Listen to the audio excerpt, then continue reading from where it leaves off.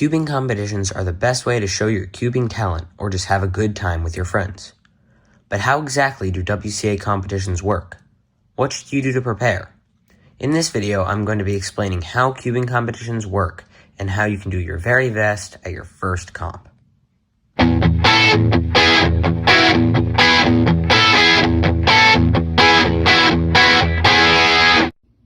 If you're thinking about going to a competition, the first step is to find an upcoming comp near you.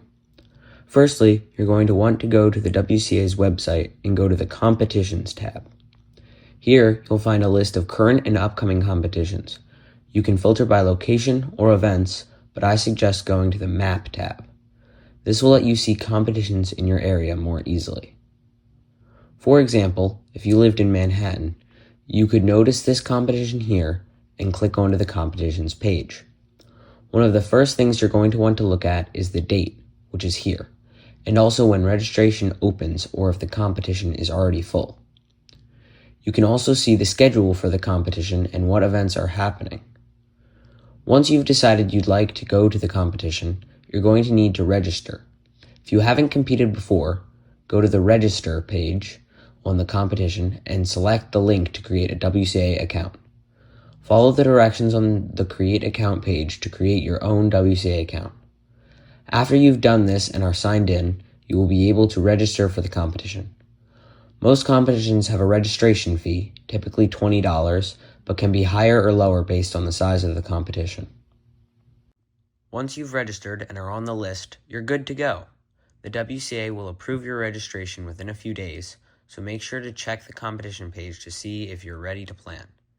As the WCA will suggest, once you're approved, you can then prepare your travel plans. But how do competitions actually work? When you get to a competition, you'll need to find the venue, which is typically described on the competition page. The main venue will be inside a large room, easily identified by many people cubing.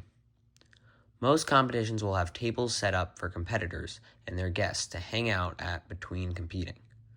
This is important as this is where you will be spending most of your time at the competition, where you can practice or chill between competing. Once you find a table to set up at, you should find the scorecard table. Scorecard table is typically located near the entrance, and you'll need to find your scorecard. The scorecard will have your events and groupings for the day, and you can also find your groupings on competitiongroups.com. Groups are called in order, and for each event, you will most likely need to judge one group and compete in the other. Firstly, we'll go over competing. When your group is called up, you're going to go to the competing area and locate the scorecard table, then locate your card, which will have your name on it.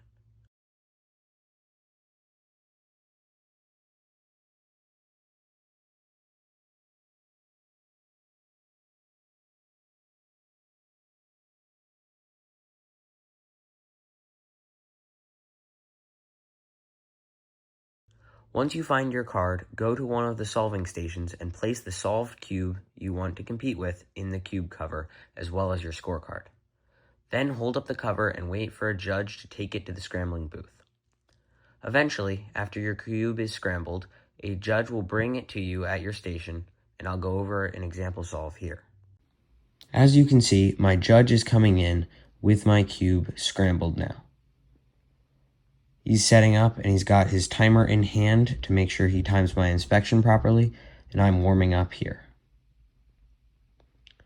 When I'm ready, I'll tell the judge and he'll lift the cube cover and start the timer. I then have 15 seconds of inspection, and I can start when I want to.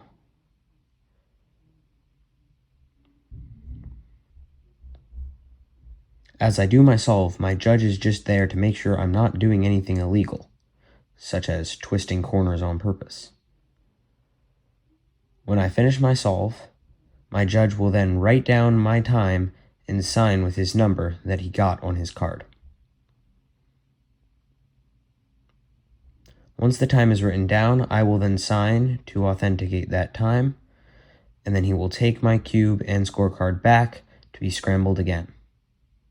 When judging, you will take any scrambled cube in its cover to its appropriate solving station, as numbered on the cover. Place the cube cover upside down without revealing the cube. When the competitor tells you that they are ready, Lift the cube cover and at the same time, start your stopwatch.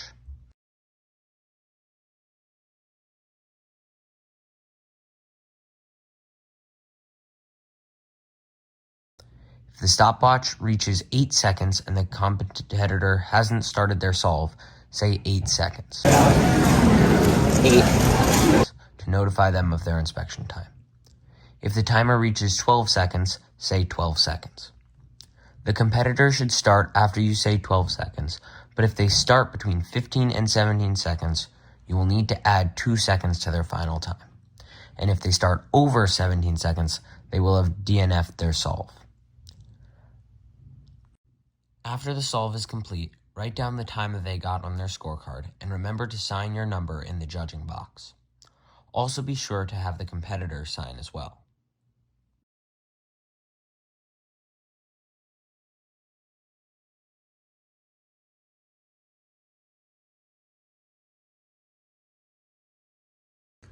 Once the competitor has signed and authenticated the time that they got, you will then place their cube and their scorecard back in the cube cover and take it to the scrambling booth where it can be scrambled and brought back to them again. Make sure that when you're signing as a judge or as a competitor that you use your assigned number and not your initials. The last thing that we're going to go over is +2s and DNFs. So during your solve, if you throw down your cube and it's like this, where it's one face turn away, that will add 2 seconds to your time. If it's like this, that is also 2 seconds. It's only a single face that can be rotated, so 2 or 1. This, however, requires 2 outer face moves to solve, so that would be a DNF. Same with something like this, where it's 2 moves away, that's a DNF, which means did not finish. Also, if you have a twisted corner at the end of your solve, that is a DNF. You can fix this corner during your solve, however. That covers the basics of competing in an official WCA competition. I hope you guys have learned a lot from this video. Make sure to like and subscribe, and I'll see you in the next one. Have fun at your competition.